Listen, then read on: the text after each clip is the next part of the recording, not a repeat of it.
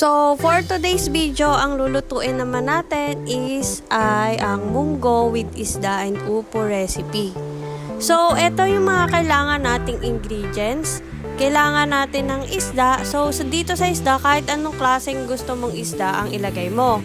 So, number 1, kailangan natin ng munggo, bawang at sibuyas, paminta, patis at salt, nor cubes, dahon ng ampalaya, upo at kamatis, pati na din ng mantika at tubig.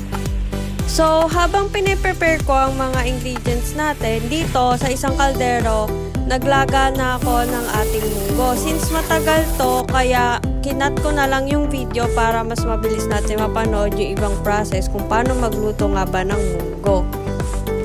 So, cooking process na tayo. Gagamit tayo dito ng isang pan na may mantika. Bale, ginamit ko lang pala dito yung same pan na pinagprituhan ko ng isda na sinet aside ko. Hintayin lang natin na uminit ang mantika, then bago tayo maglagay ng bawang at sibuyas.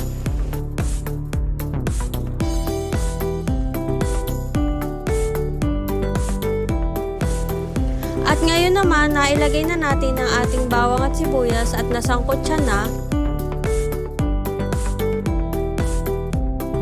Ngayon naman ay ilagay natin ang ating pritong isda at sangkutsahin lang din ito.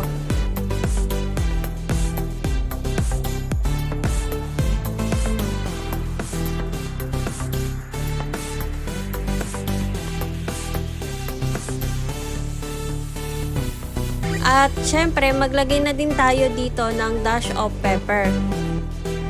So, after natin malagay ang pepper, ngayon naman ay maglalagay tayo ng ating ginayat na kamatis at sangkutsahin lang din ito. So, ngayon na nasangkutsa na natin, ilagay na rin natin yung ating upo at isama natin sa pagsangkutsa hanggang sa medyo maluto ito.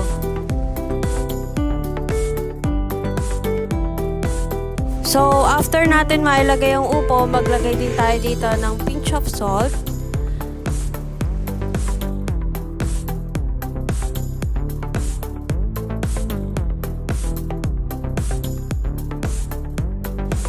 So, ngayon, ilagay na natin ang ating nilagang munggo at 1 cup of water.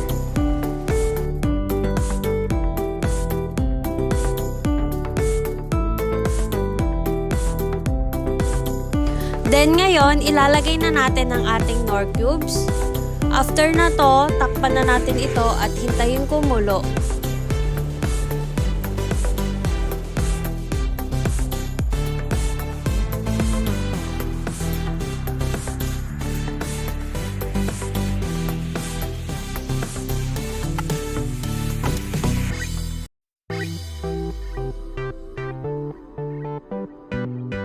Ngayon na kulong-kulo na yung ating munggo, buksan lang natin ito at lastly ilalagay na natin ang dahon ng ampalaya.